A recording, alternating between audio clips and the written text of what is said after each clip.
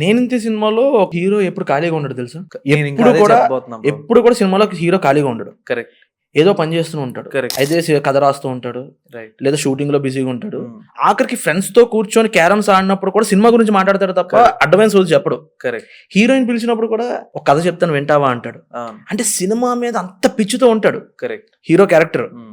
అంత పిచ్చి ఉంటేనే సినిమా ఇండస్ట్రీలో ఉండగలం అన్న క్యారెక్టర్ ఉంటది. In fact that is very true bro. ముందు పూరి గారు చేసిన సినిమాలకి ఈ సినిమాకి మెయిన్ ఆ సోల్ ఏంటంటే హీరో క్యారెక్టరైజేషన్ చెప్తుంటే.